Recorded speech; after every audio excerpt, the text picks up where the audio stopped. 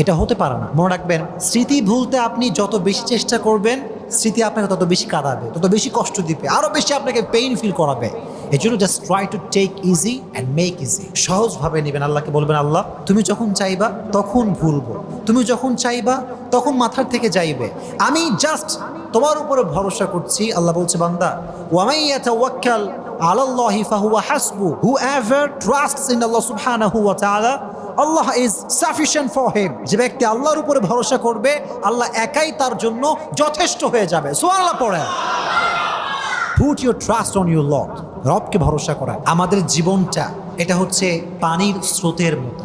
পানির স্রোত যেমন প্রবাহমান, জীবনটাও তেমন প্রবাহমান।